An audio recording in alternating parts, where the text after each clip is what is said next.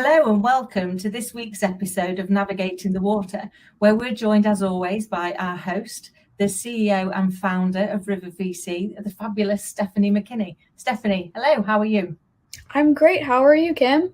I'm really good, thank you. I'm really good. And I'm so excited about today's episode because we're really going to start to dig more into how it is as an investor. We've done quite a lot, haven't we, on what to get ready for if you're seeking investment. And it'd be really nice to kind of see it from the other point of view. So if you're getting ready to invest in businesses, what are the things that you need to be thinking about and considering?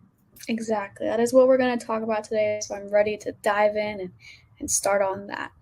And with that, let's talk about the dreaded accredited investors. A lot of times we hear, oh, only accredited investors are allowed to invest. So accredited means a couple of different things. And I'm not a lawyer, so these are not legal advice. But accredited means that you have to have a net worth of $1 million in assets, or you have to have a salary of $200,000 the previous year, or you and your partner have to have a joint salary of $300,000 the previous year. And with that, you are accredited. You do have to, most of the time, fill out saying, yes, I am accredited, making sure that the company is doing their due diligence on you, as well as you doing your due diligence on them. So checking that box, making sure you're accredited will help you in the long run, because if you're not and you get kicked off the deal, you don't get any money and your reputation goes down the drain. So making sure you know what accredited is going to help you on what you can invest. And if you're not accredited, how can you be accredited? Who do you go to? What do you look for? There's also, since 2018, crowdfunding has gone up and up. And if you're not accredited and you want to invest in different companies, there are crowdfunding sites like WeFund that will be able to allow and take kind of the legal shoulder for allowing non-accredited investors to invest in various startups. So I think that is a huge topic to talk about, crowdfunding and accredited investors. Oh, I love that. And it's great, isn't it? Because sometimes there are so many pitfalls, aren't there, when you want to get started, and a lot of people, they might not be at that space of having that amount to be able to go and get accredited. So being able to perhaps dip their toe in through crowdfunding probably really helps, because a lot of people have got that investment bug, haven't they? They want to get involved, they see an idea that they bought into, but they don't know how to go about it. So could we perhaps break them down one at a time and just get a bit more detail, perhaps on crowdfunding first and then a little bit more on accredited, if that works? Yeah, so crowdfunding is more on everyone is allowed to invest. It doesn't matter if you're accredited, which means that, we'll talk about that later. So accredited, it's anybody can invest, and the company, like WeFunder, they take the legal stance of showing the people that they're investing in, like, hey, we're allowing non-accredited investors to invest under our umbrella. Here's how much we've raised. Here's what we're giving you. And they get the document that the regulation that you get, and the finances and the investor document that you're allowed, and they'll give you updates and they'll let you know. There's crowdfunding, there's also syndicates, which means that you can be an accredited investor and invest. So instead of like going out and finding your own deals, they present these deals to you. And a lot of the times you can say, yes, I want to invest, or no, that's not really my area, I'll wait on the next one. So syndications are another great way to get into. And accredited is more, the government knows that you know what you're doing with your money, because you can't invest more than 10% of what you can give up. Okay. Because with that, you're taking a gamble. It's gambling, and it's high risk, sometimes high reward, and allowing yourself that financial stability of only 10%, and being aware of what you're allowed to invest in is a part of being accredited and a good investor. Because if you're not accredited and you know what you're allowed to invest, and it's not gonna, you're not gonna be able not to pay your rent next month, and you're investing in these companies, then it is a great way to get involved and to be the first couple of people. So being a smart investor and knowing what you can kind of give up in investing is a great way to start. Is going through your finances, seeing, okay, I can only invest maybe 10,000 this year, and then taking that 10,000 and saying, let's do 5 deals. Let's invest 2,000 in each deal, and then we'll see what happens the next year with them, and then kind of doubling down after that. So being very smart about your finances is going to make you a great investor. I love that. So it's very similar, really, to the other side of the fence, isn't it? We were talking last week about knowing your burn rate and knowing, like, how much you can afford to spend and how long that's going to last. I guess as an investor, you're doing the same thing in reverse, which is, what could I afford to lose? Because, as you've said, it can be high risk, it can be high reward. But if you work on the assumption that what is the most I could afford to lose and still survive in that 10%, then you're going to get more comfortable with the risk that you're taking. Would that be a fair summary? Oh, absolutely. And the government also wants to let the people know that if you have that kind of network, if you have that kind of salary, then you should be okay to do that and not, end up without any money and then asking the government for money to help you support yourself. So it's their way of loopholing, like making sure that you're aware that investing in startups, 70% of them don't fail. And it takes 3 to 7 years for a company to finally reach its incubation period and excel and exit or find its end goal. So knowing that your money's going to be tied up for a long time, and being able to sustain yourself throughout that time is instrumental in being a good investor.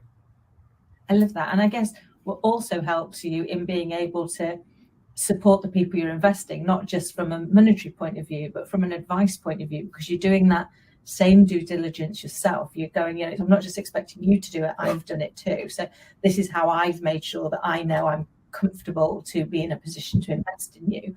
And I expect the same in return. I expect you to have done the same due diligence with your money so that I know that you're taking my risk seriously as well, because it's kind of a partnership, isn't it? It's that relationship piece. Exactly. It's like proving your value beyond your money. It's showing, I've done my due diligence, and also I can help you more than just money. I have these connections that I can put you in front of. I have this television site that I would love to have you be a guest on. It's leveraging your value and your money. And we talk about that as a founder as well. It's who else are you besides the face of the company? And it's also, who else are you besides just another check? And having that relationship with the company, with the founder, is going to make sure that your money is more, it's more worth what their time and their energy than just getting a check and then giving you your due diligence every month or so, your investors update. So know what else you can leverage, I think, is a great way to be a phenomenal investor. Is how else can you help them? Like, hey, I have a $2,000 check or a minimum $10,000 check, but I also have X, Y, and Z, and that's how I'm going to help you and your company succeed.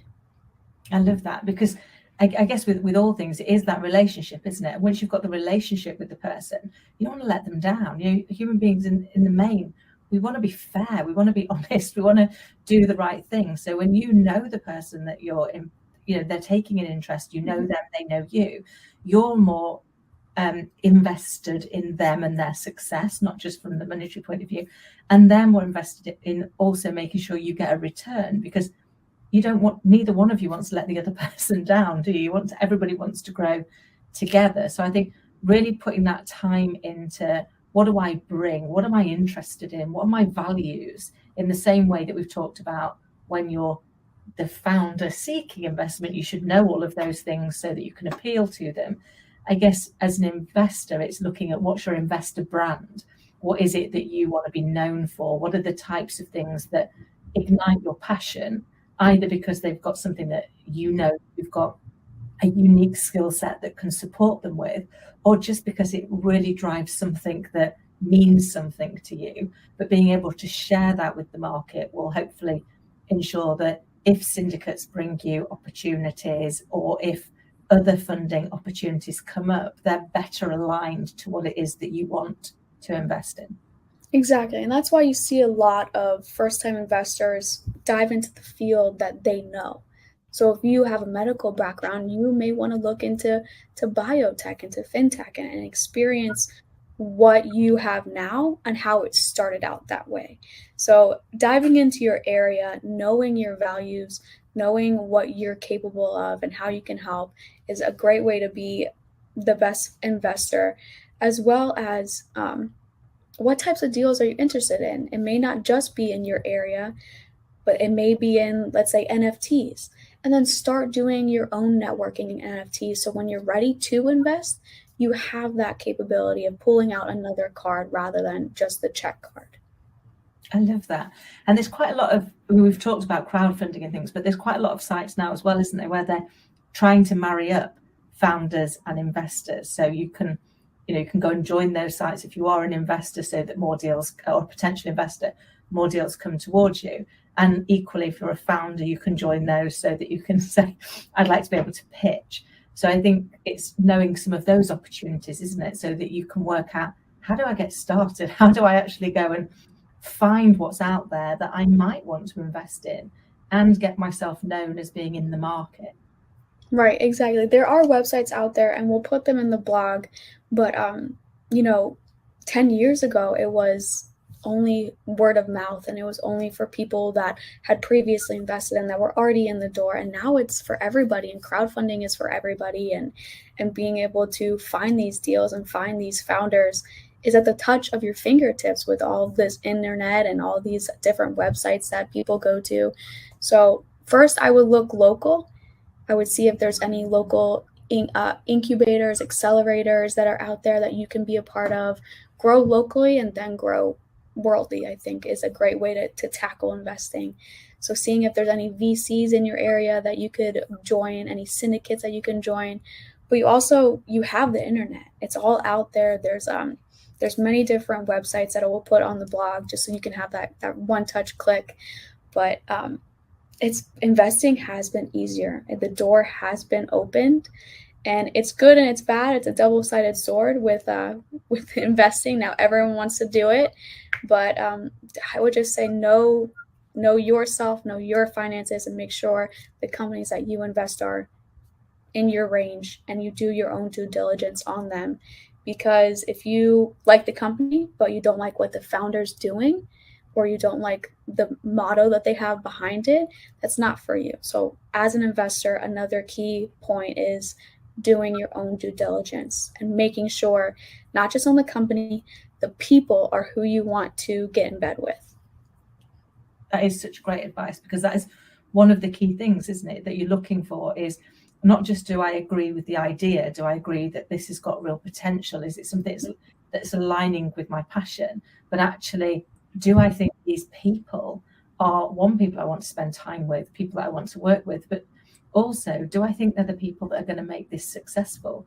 It could be a brilliant idea, but if you don't believe that the person has got the capability or the personality to get that idea to fruition, it's not worth investing in those, is it? Because it's bound to not work. So I think that there is almost that, it's a little bit like interviewing, isn't it, for somebody who's going to come and work for you on both sides, which is this somebody that I think I can know, like, and trust, and I'm going to want to work alongside, and that we can disagree on things but have a common purpose. And it's not about not ever having a disagreement, but it's about not disrespecting. And I think knowing that, you get a feel, don't you, when you meet people, about whether or not they're going to be a good fit, whether or not this is going to be somebody that you get good energy from and you want to spend more time with, or somebody that you're going to dread seeing. I think if they fall in the dread seeing camp, even if it's a brilliant idea, you should probably not go into that investment. Exactly. And with that relationship that you're building with the founder, if you're more than just a check or you're more than just a number on their deal sheet, then they want to come back with you. They want to, we exited this company and now we're building this company. Let's bring on Kim, because not only was she a great help in the medicine field, but now she helped us reach out into the tech field, and she helped us do this, and she leveraged her network. So building that relationship also could branch off into more and different deals, or they may like what you're doing and they may send you to their friends, because a lot of founders know each other just as well as a lot of investors know each other. I love it. And the world has become so much smaller, hasn't it? Because of the internet, because of, I guess, that forcing us online with the pandemic that hit globally. Actually, people's networks have now become very global.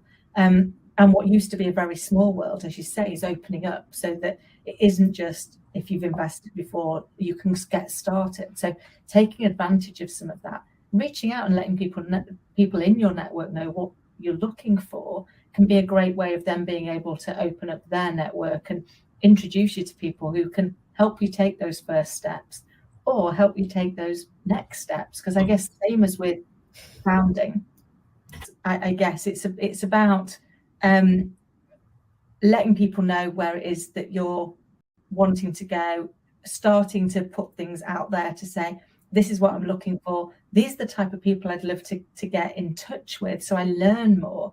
And then building your journey, because like with founders, we know we've got startup and then scale up and then stay ahead.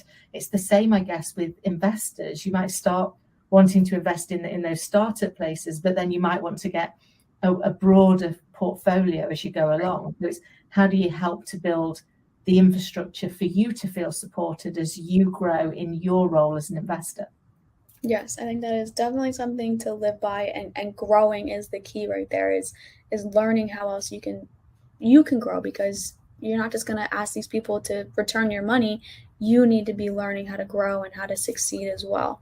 But as an investor, I think it is crucial that you know who you are involving with and who you are getting involved with, because if it's something that you're passionate about, you're going to want to bring your family and friends. You're going to want to leverage your own network, and you don't want to do that with someone that might not be the best person to do that with. I love that. It's so true. I always talk to anybody that ever recommends me or opens up their network. I'm always very, very conscious that in doing so, they are giving a bit of trust. They're giving a bit of their reputation away, because if I duff up, then I've let them down, because they were gracious enough to make those connections. But I think it's knowing that, it's recognizing that before we go in, isn't it? Saying when we're asking people to do that, we've got to be really confident that we're going to deliver the best version of ourselves that we can, because that's going to be the part that they remember, not just about us, but about whoever it was that did that introduction. So the clearer you can be, the easier it is for that to be a success, isn't it? Exactly. And with that success on the founder's side, giving them updates, keeping them involved, making sure like, hey, I like when I have this one startup that I have invested in, and at the end of it, they're like, here's what we need help in. And they're being open and they're being transparent. And they're saying like, this is what we need. Is anyone out there that could help us connect to a CFO, for example? And having that transparency with all of your investors is great, because then you follow up. You're like, oh, I saw that investment update. Let me connect you to X, Y, and Z. And those are the relationships that are going to build and grow. And that's how you're going to make the company successful, because at the end of the day, that's what we want. That's what investors want. That's what founders want. That's what probably the customers want, is for that company to be successful. So, just staying involved, staying on top of things, even if it's a routine monthly update or quarterly update, just respond saying, hey, thank you for the update. I saw that you guys made X, Y, and Z in revenue. Congratulations. Responding and bringing that communication forward is a great way if you want to be a good investor. And if you want to be a little bit more hands-off, and you don't want to keep that rapport with your investor, with your founder, and you just want to slightly respond, that's okay too. Depends on, how much you want to take time, because a lot of people, they either want to just put their money where it is and see what happens, or they want to be fully involved in that company. But at the end of it, I think once you know their updates, and after a year, you can double down on the ones that you believe are going to be successful. So that's where that whole 10% comes in handy. You may have $10,000 for that year, but how much are you going to have next year? Because you may want to double what you've had in that company to keep your standing, to keep your shares and not be diluted, which means that your shares are worth more because they've increase their investment size. So knowing what kind of investor you want to be before just jumping into it is a lot of self-reflection, a lot of looking at your finances, looking at projections of the future. Are you going to be making the same thing year after year? Are you going to be downsizing, upsizing? What area do you want to go to? And who? Also, there have been founders that have already been successful and exited companies. Follow them, see what they're doing, see what else they're doing, see who they know. They post a lot. They're going to boast about what they've been successful. They're going to boast about their friends. Follow them, stay connected, comment on their posts, and just be involved in every investment that you do, whether that's a little bit or a lot of involvement. I love that. And such great advice is, finding somebody who's already been there, who's already done that, who's successful in the things that you want to do, and learn from them, because they'll be able to tell you the steps. They'll be able to tell you some of the pitfalls that you can try and avoid as well. And I think we talk about that a lot, don't we, when we think about learning skills. But moving into becoming an investor is going to be a new skill. So looking at who is it I aspire to be like, following them and working out what you can learn from them would be amazing. Yeah. So we talked about crowdfunding. We talked about joining syndicates. We talked about joining VCs. There's also funds where you can join and be a little bit hands-off, but the investor of the fund manager will delegate the money accordingly to their fund. So joining a fund is another way to get involved in investing. But we're going to have those all in our blogs. Links to the blog will be followed next week after this episode, and then you guys are able to see what you guys want, see what's out there, see what you are, because being accredited will open a lot more doors than not accredited. We're going to give you the crowdfunding websites, different syndicates, and then also how to know if you're ready to be an investor will be in the blog as well. So for all of our listeners, and thank you for tuning back in, listening to us. If you have any comments, we would love to answer. If you want to be on Navigating the Waters as an investor or a founder, we would love to have you. And Kim, thank you so much for joining us again on Navigating the Waters. I greatly appreciate it.